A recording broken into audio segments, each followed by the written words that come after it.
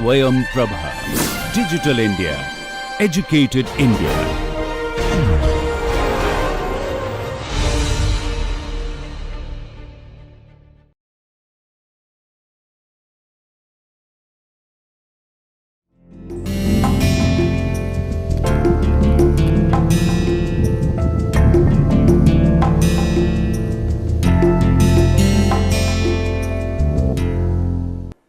Welcome, dear learners, to the another session of International Business Management. I am Dr. Manisha Goswami, Assistant Professor at Institute of Business Management, GLA University, Mathura. Today we are going to begin with lecture number 4, and lecture number 4 is going to be regarding the international business environment.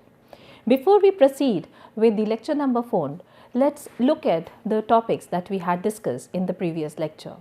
In the previous lecture, we talked about the globalization, particularly the dark side and the penalty different countries, especially developing and underdeveloped countries, are paying because of globalization has been discussed in much more detail.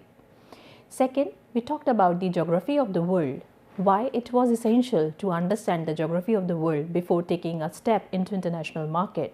We discussed about on the basis of the world map, on the basis of the Asia map, on the basis of the European country map, North American map, South American map, and we try to figure out the different regional integration these different continents are forming among the different countries in order to promote and peaceful trading among each other, which eventually helping the countries which were not doing earlier good now started doing good after the regional integration. So it can be a lesson for us to understand and start imbibing those things by learning from the success of others. Now we are going to begin with the lecture number 4, and the lecture number 4, there are certain objectives before starting with this lecture number 4. Let's look at them. So by the end of this lecture, you will be able to understand and visualize and critically analyze as well the political, legal and economical environment. Ecological, technological, socio-cultural environment will be discussed in the next lecture, but we are confining our discussion today's till the economical environment. So let's begin with the international business environment and what actually it is and how it is affecting the international business. Let's start with that. So international business environment is a multi-dimensional in nature. It not only talk about the environment, ecology or atmosphere, it is particularly talking about the political environment. It is talking about the cultural differences, taste and preference differences, customs, rituals which are different, that is covering under the socio-cultural environment. It is also talking about the technological advancements. It is talking about the legal and taxation issues. It is also talking about the exchange risk. So international business environment as a whole will be helping a particular company or entrepreneur who is going to take the decision of entering into international market should have a fair, by understanding the international business environment, will be having a fair understanding that which particular country holds which kind of political environment. And on the basis of their regularities, on the basis of the legal environment, I also need to adjust my strategies. So anyone who is thinking of entering into international business or who is thinking of having any sort of collaboration with foreign countries should have the fair understanding of international business environment before taking a call for it. Therefore, we can say that international business environment is an essential thing for a country's economy because it is somehow helping you to take correct decisions. If you are missing out with this idea of studying the international business environment, there may be the possibility you may take the wrong decision, and that wrong decision is not only going to affect you badly, but also the economy of the nation to which you belong is also going to get affected. Thus, we can say international business environment is essential for country's economy. It plays a significant role in the growth and development of different nations. Environment analysis is important. It's utmost important before you are taking a course of action. You need to monitor all the factors of the environment from the perspective of international business, from the perspective of international horizon or the international commerce. You have to understand and visualize that how this new market is going to be from the perspective of political environment, from the perspective of legal environment, economical environment, socio-cultural environment, technological, ecological environment. You need to have that understanding before you are taking the call of entering into international market. It also helps you to figure out the various opportunities and threats prevailing in the international market. And if you are prepared well in advance about the various list of the opportunities there in the foreign market which you can encash, you can figure out that how I am going to make use of my strength to maximize this particular opportunity. And if you come across certain threats, then you should be able to find out that how I am going to make use of my strength to minimize the threats. So such analysis is only possible when you have monitored the environment, international environment, before taking a action of entering into international market. Now let's begin with the first factor of the environment, that is the political environment. Political environment is governed by the government of that country where you are taking a decision of entering. Say for example, any country who want to enter into India, they have to understand the political environment created by the current government of India. If they try to visualize or if they try to have a presumption or any sort of assumption that this is the political environment by and large, I have seen in America, I have seen in European countries, I have seen in the Russian country as well. So I develop certain presumptions, I develop an idea about the political environment for the whole world, which is not going to be the right way of dealing with the political environment. Every country is having their own setup of the political environment, and you have to give respect to it. You cannot presume anything on the basis of your past experience with maybe number of countries in the past, or you might be quite successful based on your presumption about those different countries. Might be possible, but may not be possible in every course of action, or may not be possible in countries like India where a lot of diversity is already there. So you cannot presume anything.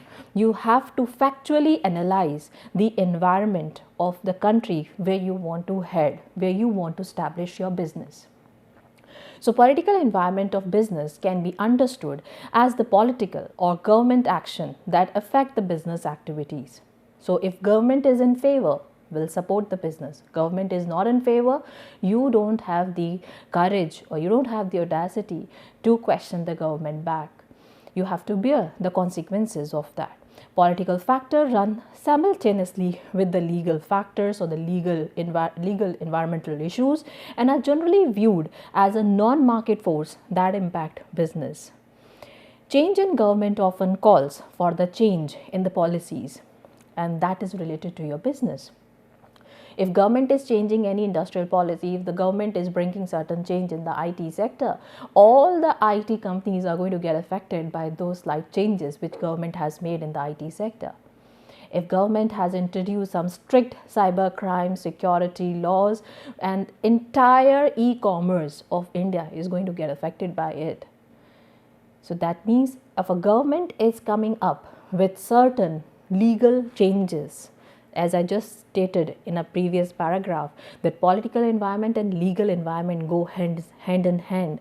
So if government is bringing certain changes in the legal system, in the policy system, then it is going to directly affect a particular sector for which there is a change, and then directly affect the various other business who are interrelated. Thus, we can say that action taken by government which might affect the daily business activities, these actions might be national, international, or totally depending upon the local domestication. Now let's look at the political system. Political system can be classified based on the party system in the society and mode in which government is coming or attaining the power. Based on the way the government come into power, they can be classified into parliamentary type or absolutist type. The citizen elect parliamentary government, and absolutist governments are not elected, they come into power by force. Based on the number of party active in country, the political system establishment can be classified into the three different types like single party, two party, multi-party, and there can be some sort of democracy in the country which can be considered as a fourth type. Now let's look at the different types of the political system, that is multi-party democracy. It means there are multiple parties in the country, and on the basis, and there will be the election, and on the basis of the majority will be going to win, and they are going to get the power to rule the country. It is not like that anybody himself or herself raise themselves as a supreme powerful person and I am going to rule the country. This is not the case in the multi-democracy. Here everyone is having a full right to fight the election. And it's on the basis of the majority of voting you will be elected or you may not be elected to run the country as a government. Next is there are number of countries like India is one of the country who is having multi-party democracy. Philippines, Poland, Sweden, Tunisia, Ukraine, Ireland. These are the different countries following the multi-party democracy. However, the one-party state is just a contrary to the multi-party democracy. Here in one-party state is a type of sovereign state in which only one political party has a right to form the government based on their existing constitution. For example, China, North Korea, Cuba, they are having one-party state style of having a political system or ruling the government, ruling the country. Another one is the constitutional monarchy. Who are the monarchs? Monarch is a political system in which supreme authority is vested on monarch. Monarch is a person going to be like a king of the entire nation, and it is quite similar to the dictatorship. As we can see in the military and the non-military cases, you will find some dictatorship, and it is quite similar to the dictatorship because one person has absolute power, like Japan, Denmark, Cambodia, Belgium are having such kind of kingdomship earlier, where they are getting a supreme power from all and they are ruling the entire nation as a king. And we have seen dictatorship in Germany under Hitler and Soviet Union under Stalin. In the political environment, there are certain political risks also. And what these political risks is all about, these political risks may be creating a hindrance of taking a decision of entering into the international business or taking a decision of entering into your country. These political system will also give you a fair idea about taking a decision of entering into a particular country. If I found the particular country is following a dictatorship, I won't be taking a decision of entering into a country where dictatorship is prevailing. Why? Because the dictator is going to intervene into my business activity. So this is not the right system for me to enter into. The right system for the foreign investment would be multi-party democracy. If a country is having multi-party democracy, it is going to give me a leverage, a benefit to enter into a country because I would also be having certain say, or I will be having a hope that if there will be a change in the political system, there will be the change in the philosophy. So I may take a decision of entering into countries like where the multi-party democracy is there. Or a one-party state it's a comparatively difficult to enter into because whatever the particular person who is holding a governmentship is stating is going to be considered as a final one. So you don't have much autonomy to take your own decision. Here all the decisions are going to be taken by the government who is in the power. So this political system is helping you to decide which political system would be more favorable for you to enter into the host country. Now similarly, on the basis of the political system, there are some more factors which can affect a decision of entering into an international market. That can be political risk. Political risk. Under the political risk, the first point is expropriation or confiscation. Confiscation is like the seizing, where the government try to seize certain properties. And though these two terms are used interchangeably, or you can say these are the synonym of each other, but there is a slight difference between confiscation and expropriation. In confiscation, what used to happen, the government is not going to pay the compensation to the seized property of yours. But whereas in case of expropriation, government is going to pay compensation. So if such kind of system is prevailing in our country, and you might be taking a decision of buying a land, you are going to have a plant over there in the foreign country, you are looking for having your wholly owned subsidiary over there, then this might be a point of concern. If your land is coming in some of the area where certain infrastructural development of the country has to take place, then government may seize your land. And if it is expropriation, you may get the compensation. But that compensation will not suffice the purpose, because you are already running a business over there, and then all of a sudden the government seizes your property, and then you have to restart and rethinking from where to buy another new land, how to restart the entire structure and system again. So this is not the good thing, which usually create a risk in the mind of foreign investor before taking of investment in any country. Next is the currency inconvertibility. That means the government of the nation don't allow the foreign investor to take the money from their country. Nigeria did it in the early years for a complete 2 decades in order to maintain the economical and political stability of the country. Here, the government don't allow any currency conversion. They don't allow the foreign investors to take their currency out for political and economical reasons. And in order to protect the economy of a country, Nigeria did it for continuously 2 decades. Next political risk is the credit risk. Country don't pay the debt. That means they don't honor the financial contracts. And if a country dishonor the financial contract, what is going to happen? That means whatever the money you as a IMF or World Bank has invested in a particular country, and they are denying to repay it back to you, so it's going to be a significant loss.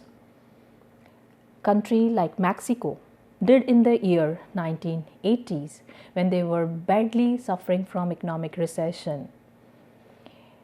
They don't have any other choice. They have to take this call, and they declared that they won't be able to honor the financial contract.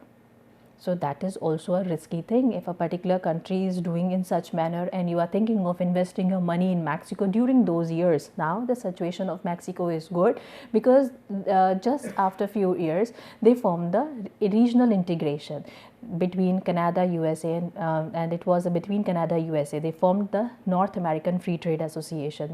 Mexico became a part of it, and after becoming a part of this regional integration, the economy of the Mexico started improving. I'm talking of the era of 1980s when they were struggling very badly with economic recession. At that time, Mexico dishonored the financial contract.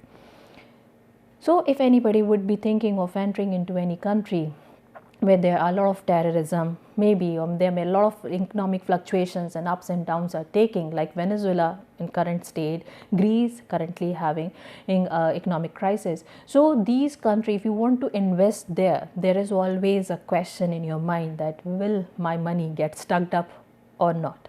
So you usually don't feel comfortable to invest your money in certain countries. Next, risk from ethnic, religious or civil strife. That means if you are investing in a country where the religious or religion values are very high, like in case of McD, it happened. They invested in India, they come up with the franchisee system, then the people buy the franchisee here in India. The person who purchased the McDonald's franchisee was Indian, and despite of that he come up with the beef burger. That was a significant thrashback of the McD, and they even have to apologize for the kind of the burger they offer to Indian market. Amazon even stated the apology because they come up with certain products having the impression of RDTs on it, which is not acceptable by the Indian customer, and they have to apologize. So, risk of ethnic and religious and civil strife is another very important before entering into any such country where the ethnical grounds or cultural rituals are very strong. You cannot penetrate into it rather than without accepting them as a right ritual. You cannot enter. First, you have to give respect to the culture of the host country, and there you can easily enter into. Next political risk is going to be the corruption. Country Somalia is one of the world corrupt country. India is ranking 86th in the as per the corruption index given in 2020, and the least corrupt countries are like Denmark, Netherlands, Singapore. These are the least corrupt countries. So, if you are planning to enter into certain countries where the corruption level is high, there is a possibility of what? There will be the possibility of being cheated. There is a possibility of bureaucracy, red tapeism, favoritism, right? So, how you will be able to sustain? So, you need to strike the balance that there are certain countries, though they are corrupt, but they are very rich in resources. So, what I should do before taking a call of entering into certain countries?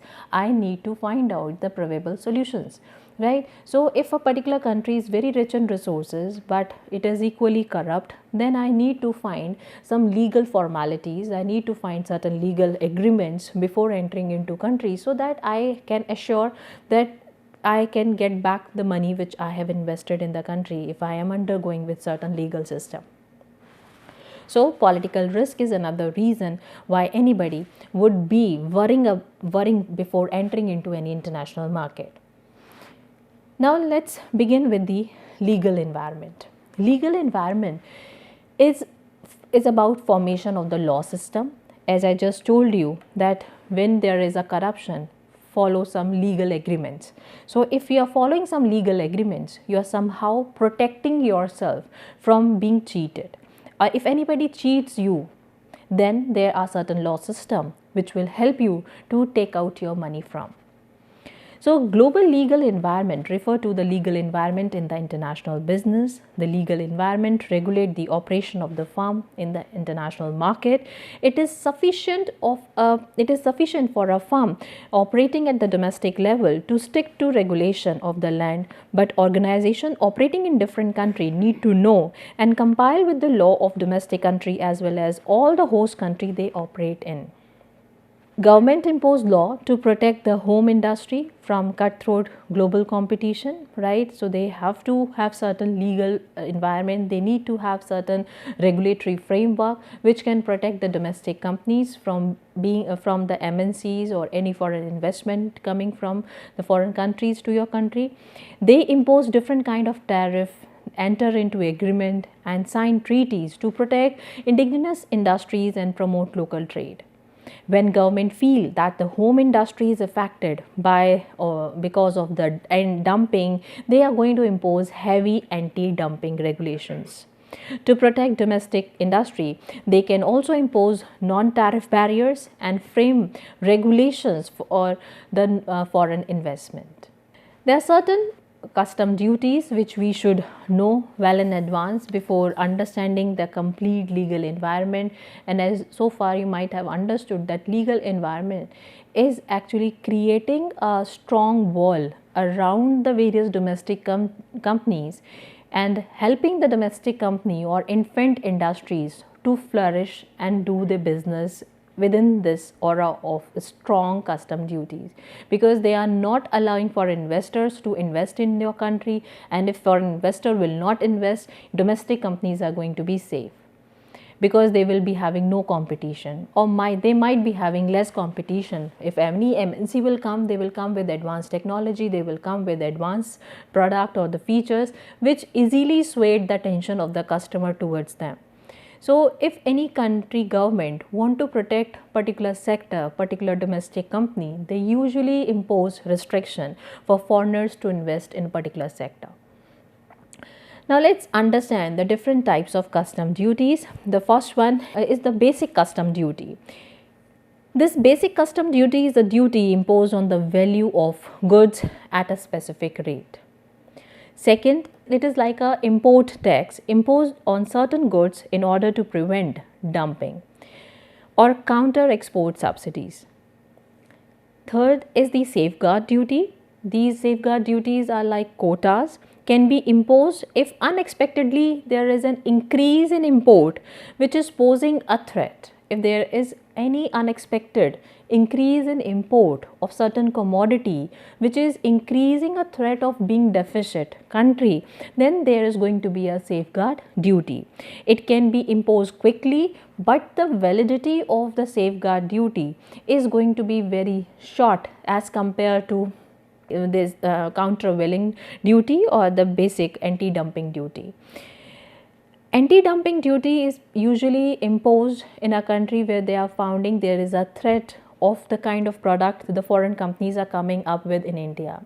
Like China used to dump a lot of obsolete product in India market. So Indian government has imposed anti-dumping duty on certain products which is coming from China.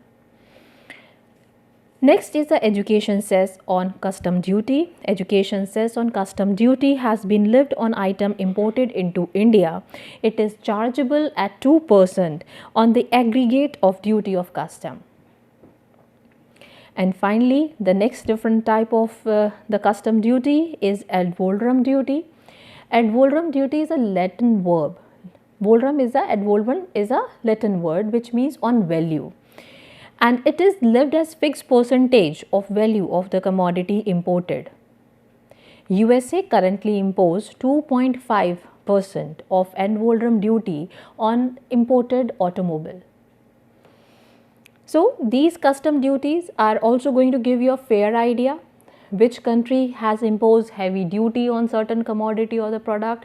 If I am looking for buying or taking some raw material related to automobile being in USA, then I have to bear the ad valorem duty, right? So I need to find out the better solution instead of bearing unnecessary duties.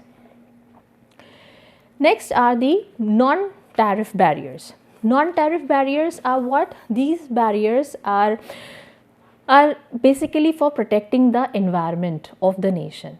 So the primary objective of non-tariff measures or technical barriers to trade is to protect the environment from the polluted products. Measures include restriction on trade with hazardous substances or pollutant harming aquatic or terrestrial ecosystem. So for this, there are certain laws related to sanitary and phytosanitary measures. Sanitary is related to human and animals' health. Phytosanitary is related to the plants.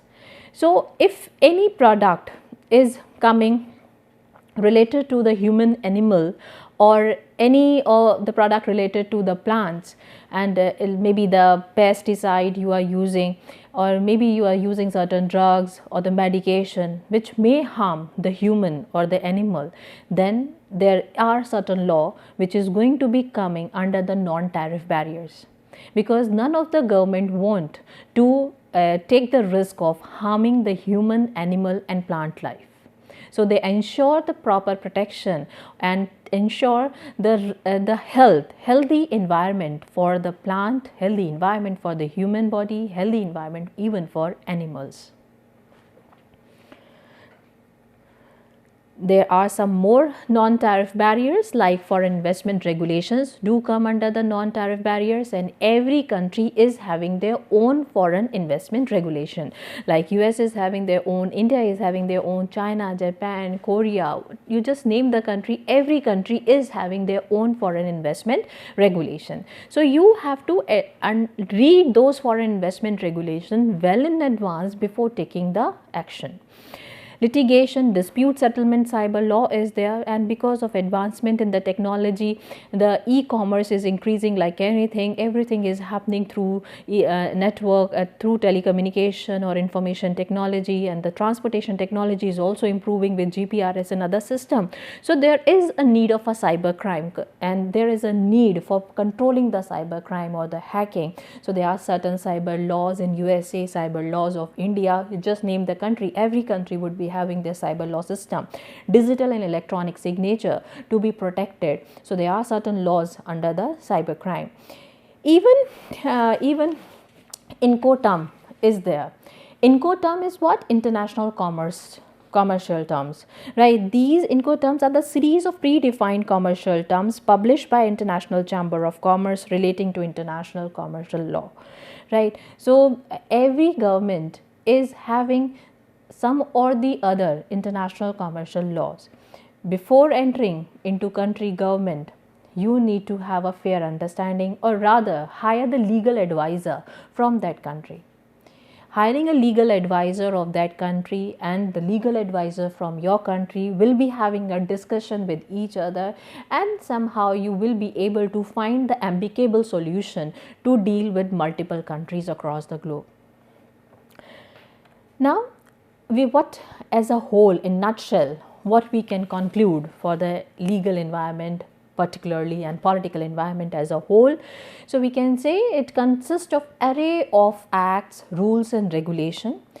It also have certain measures for protecting the intellectual properties, right? Because of globalization, piracy is increasing, and that's a crime. Hacking is happening. So for protecting the intellectual property, there has to have certain law for it. And India also have their Indian Patent Act, and internationally is also taken care by WIPO. So there are measures. Legal environment is protecting the intellectual property by copyright, by giving copyright to them, or by giving patent to them, or by giving trademark to the logo, symbols and other punchlines. The law which are passed by the government for business operation is called the legal environment. In every country, the government regulate business activities. These regulations of government are considered as legal environment. So the political and legal environment go hand in hand. So when you are looking, because every government who is currently ruling a particular country is having their own philosophy, is having their own ideology, and on the basis of their philosophy, ideology, how they are looking up to their country, how much they want the progression or growth of the country, on the basis they are going to set the different policies of the nation. Policies related to different industry, IT sector, how much growth they are aspiring from the IT sector. On the basis they are going to set the policy, the growth line, the vision for the IT sector, or how much they are expecting from the agriculture sector, what corrective actions to be taken care of, what should be exported, what should not be exported, right? So on the basis of that, they will be framing the policies. So the legal and political environment, as it is largely governed by the government philosophy and ideology. So for this, it is becoming very important that if you are liking a particular government policy or the ideology or the philosophy, then you will also look for political stable environment. So the particular country where the political environment is stable also ensure some sense of security in the mind of investor that such policies will last for at least the entire tenure of this current government, and will give you a sense of relief to frame and strategize your course of action. Now let's move to the next environment factor, that is economic environment, which is another very important environment, because now nobody is doing business for the charity. Everyone is into the market for the profit maximization and for the wealth maximization. So if these two things are so essential, we need to understand the economic environment of the country as well. It should not be like that if I invested a money in a particular country and my money got stuck up. I don't want to invest in any country where the economic environment is very fluctuating. the way the people look for stable political environment, similarly, people also look for constantly progressing economic environment rather than a stagnant or fluctuating environment. Let's look at the economic environment. Economies of a country can be classified based on parameters such as ownership of means of production and levels of economic development. How much resources a particular country hold and what is the level of their growth. Are they constant for so many years? So the way we expect stable political environment, but we don't expect the stable economic environment. We want there should be some progression in, or there should be some growth of the economy of a country, but there should be no fluctuations. Based on the ownership of the means of production, economies can be classified into capitalistic economy, socialistic economy, or a mixed economy. Capitalistic economy is a pure economy where the private players are having full autonomy. Private players are taking the decision, they are ruling, the government intervention is negligible. Where in case of socialistic economy, here there is no role of the private players. Private companies are not in shape. Everything is ruled and governed by government. Government is having full autonomy. Government is intervening into each and every business activity. That is a socialistic economy. So these are the two extremes. One side of the continuum is the capitalistic economy where only private players are there. Other side of the continuum is the socialistic economy where the government is there, no private player is there. But a country like us, India, follow the mixed economy where we took the merits of capitalistic economy as well as the merits of the socialistic economy. So the country like us is having a blend of both capitalistic economy and a socialistic economy. So we are having private companies and as well as the government companies. Private players always run their business for profit. This may not be true in case of the government units, or the public units may or may not be doing the business for the profit. They might be doing for business for the charity, for giving jobs, might be doing business for improving the economy of the nation, not purely just for earning the profits. So based on their level of development, countries can be classified into a developing country or a developed country. The World Bank rely on income level to classify countries into these categories. Now, economic environment can affect business adversely or it can affect international business very favorably. So, economic environment as having a significant impact on the international business, we should understand that foreign trade largely depend upon what? Healthy economic development. So, instead of making use of the economy of a country or the national income of the country, rather we should facilitate and grow the economy of the nation where we have invested the money. We should contribute to the nation's economy. If economy of the nation will grow and flourish, undoubtedly your business will also grow and flourish. There is a wide variation between one host country to another in terms of economic system, right? Like we people are following the mixed economy, the other might be following the capitalistic economy, the people coming from China or other places, they might be following the socialistic economy, right? So every different country is having their own economic system. So as you are having different economic system, so what we need to do? We need to know about the host country economic system, and on the basis of their economic system, we will be framing our course of actions. Next is the economic parameters. There are certain parameters on the basis of which you will be judging the quality of a country where you want to invest your money. You might be looking up the income, you might be looking at the distribution of the different resources over there, how helpful it will be for the kind of product you are going to take to the host country. So you will be assessing the income and the distribution level of the host country.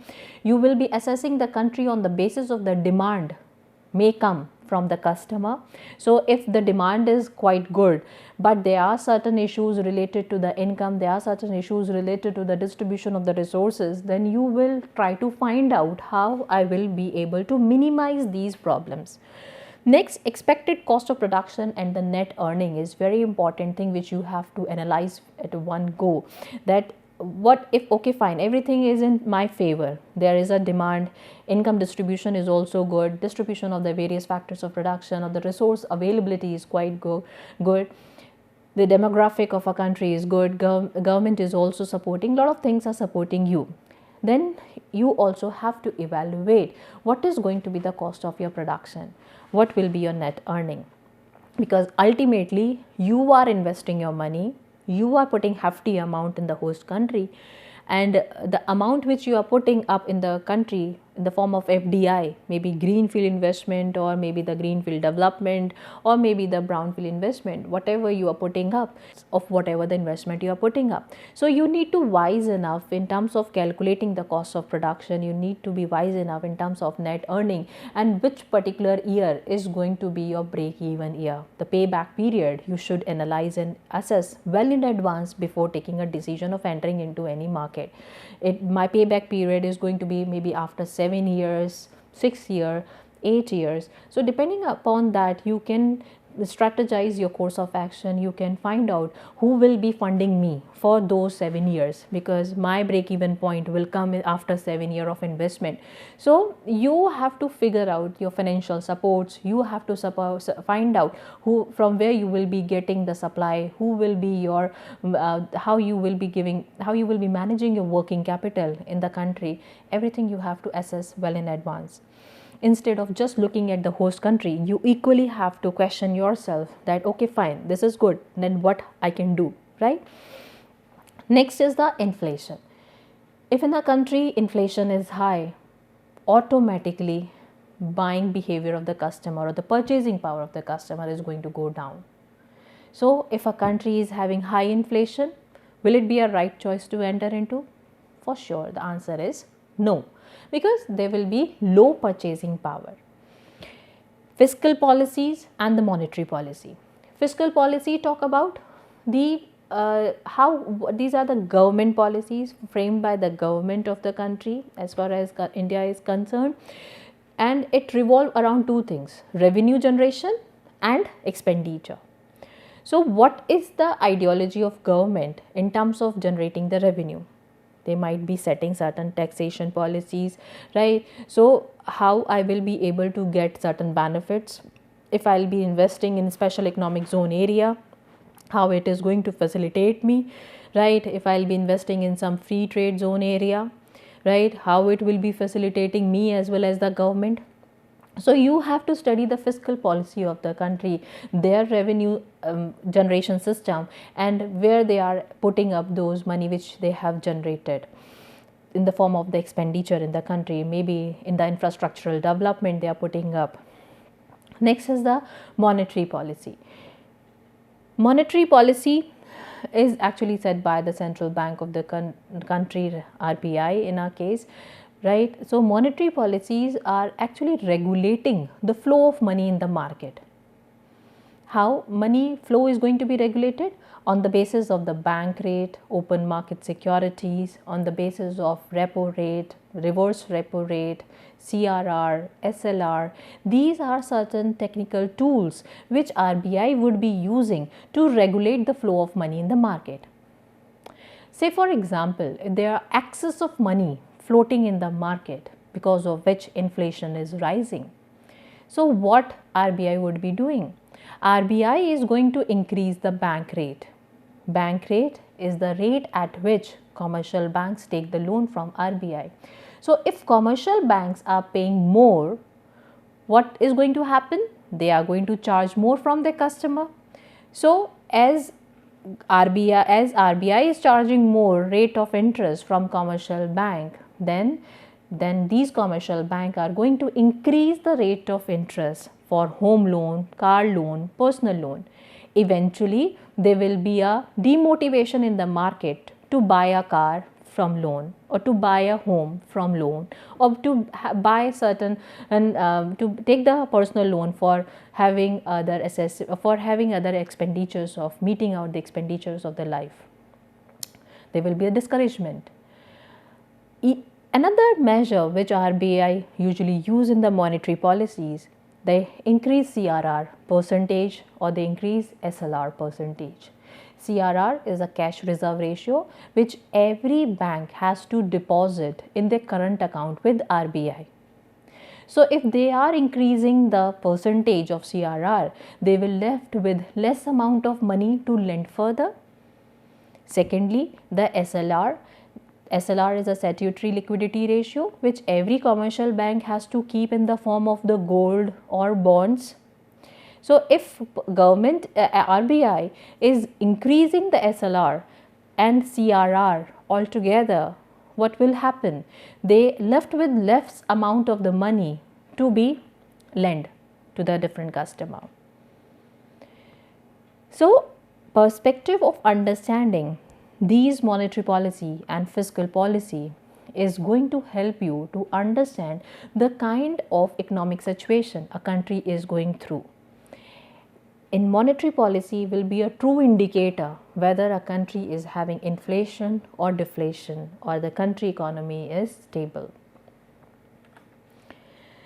Now let's talk about some of the important economic factors like people, government of your country might be taking certain economical decisions in order to protect the infant industries.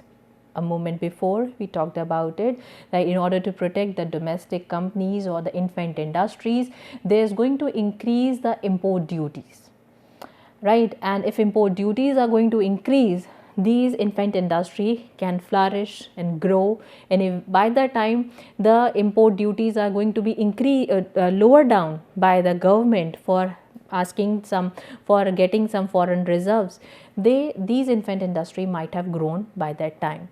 So for protecting the infant industries or for flourishing some small cottage industries of the country, most of the time government takes certain corrective actions of increasing the import duty.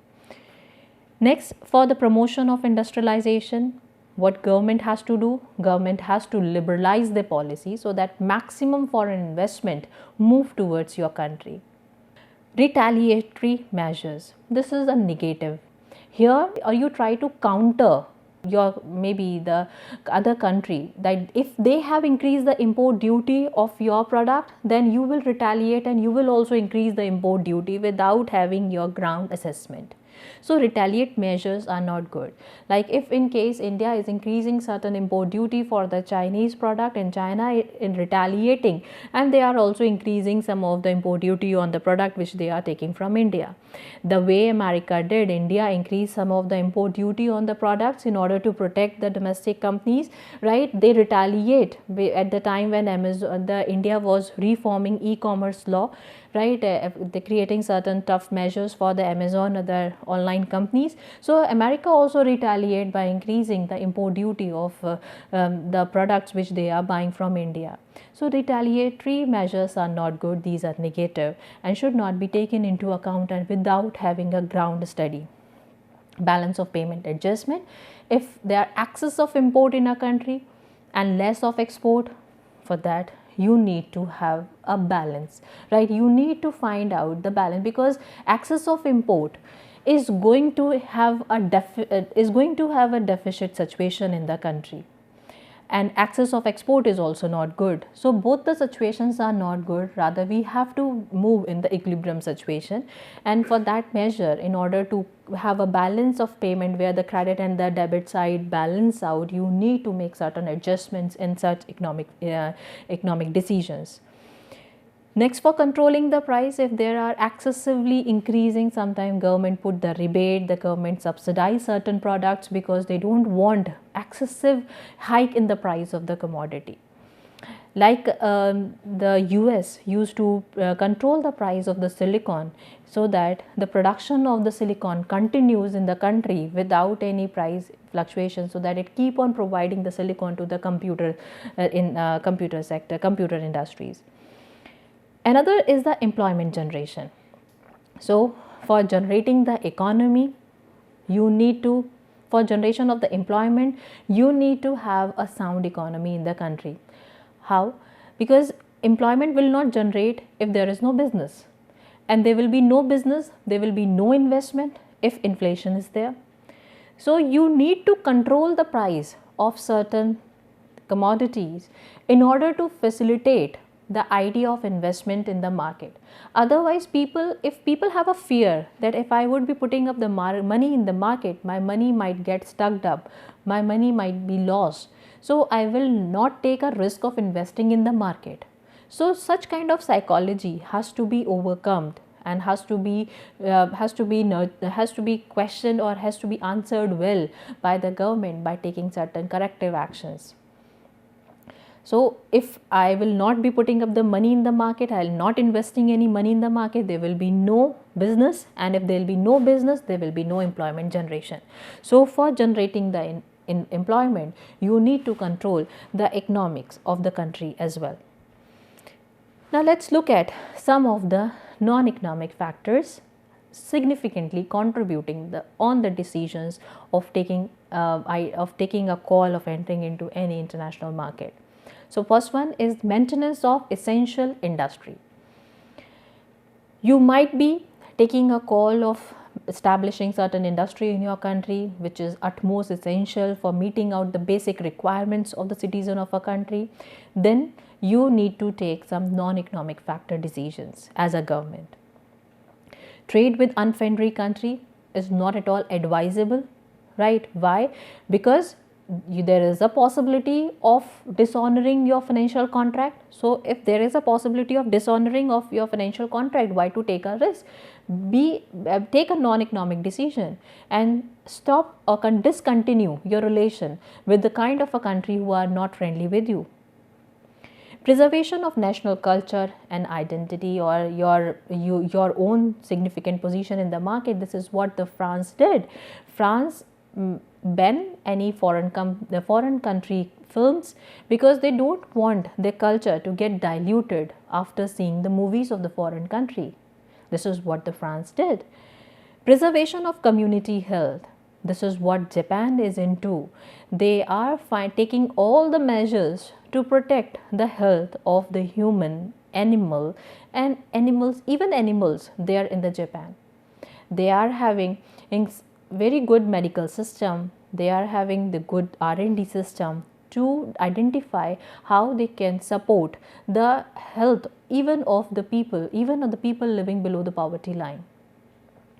National security is another very important measure for which you should not be we should not always think of the earning money, right? Here it's a matter of security. So the matter of security comes first, then earning money or having any business. So these kind of the business can be kept enacted, or these are the business where you can impose heavy licensing or heavy strict duties for the people who want to enter into such area, because the national security cannot be compromised at all. Thus, economic environment relate to all the factors that contribute to the country's attractiveness for the foreign business. The economic environment can be very different from one nation to another. It's not only about economic environment, it's about all the factors of the environment are going to vary from country to country. So what is important? Is important to have a fair understanding of each and every environmental factor. You should scan the environment well in advance, monitor the environment, and then only take the action for entering into any country. So dear students, let's review what we did today. Today we talked about the political environment, and in the political environment we notice that political environment cannot exist in isolation. It go hand in hand with the legal environment. And you as an investor have to give due importance to both political and the legal environment. Political environment largely governed by the kind of the party ruling the nation, because the ruling party is having their own philosophy, they are having their own ideology, and the basis of their philosophy and ideology, they will be forming the industrial policies. So if a particular government is favoring lot of privatization, they are going to be certain actions which is related to supporting the private units as compared to public units.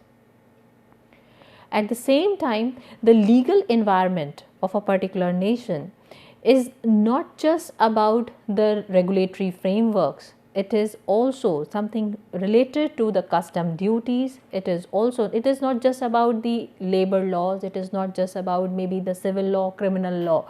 It is about the custom duties also. It is about that how you will be taking a decision of importing certain raw material from a particular country. Like when you take a decision of investing in a country and you open your plant in a foreign host country, and you have to buy certain products or you have to import certain products from, like you opened your plant in India and you want to take certain products or raw material from China, then it will be an import for you. So if what kind of the custom duties they are having had to be studied well in advance. Next, economic environment of the nation is very important to be known well in advance, because if the economy of a country is not rising well, then your money will get stuck. So if you want your money to flourish and you want the return on investment, you need to see that how economy of a particular country is moving to, what different policies government are forming in terms of fiscal policy or the monetary policy, what is the level of inflation in a country, what are the different measures they are taking to protect the employment generations, what different measures they are taking to protect the infant industries of a particular country, have to be studied well in advance, because these different measures will be giving you a fair idea about different set of opportunities and the threats. Having a fair understanding of opportunity set and the set of threats will give you a scope to figure out how you will be making use of opportunities, so that you can identify the list of your strength to be matched with the opportunities, and you will also be able to figure out how your strength is going to help you to overcome the threats. And you must be having certain weaknesses also, right? So how I will be minimizing my weaknesses with the help of the available opportunities and the threats and the strength I am holding. So dear students, I hope you have understood today's lecture, and there are certain points which need to be covered in the international business environment, like socio-cultural environment, technological environment and ecological environment. We will cover that portion in the next lecture. For your reference, there are list of the books. You can refer them for your detailed study. Thank you so much. All the best.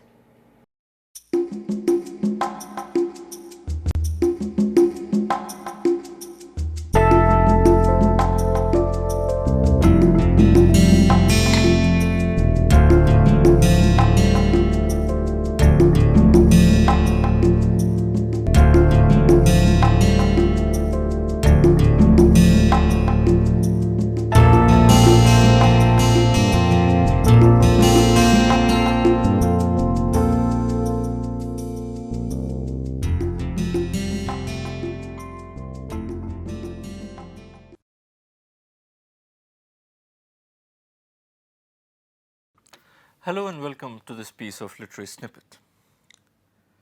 We usually know William Shakespeare as the most revered figure in the history of English literature. But we often tend to forget that he has also been one of the most hated figures in literature. And here I am not talking only about those boys and girls who have to memorize long sections from Macbeth or King Lear or Julius Caesar before they can go and sit for their school or college exams.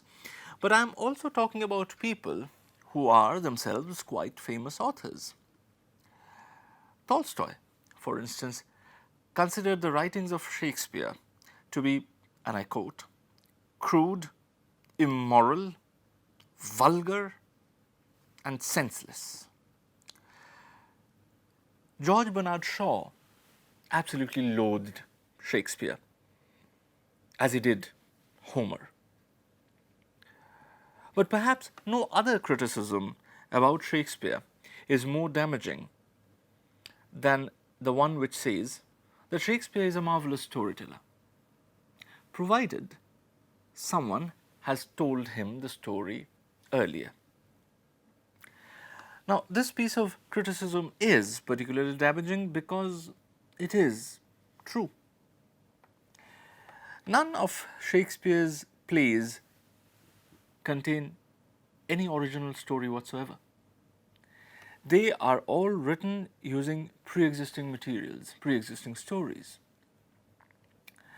Now, does that diminish the stature of Shakespeare as a dramatist? Well, I'll leave that for you to decide.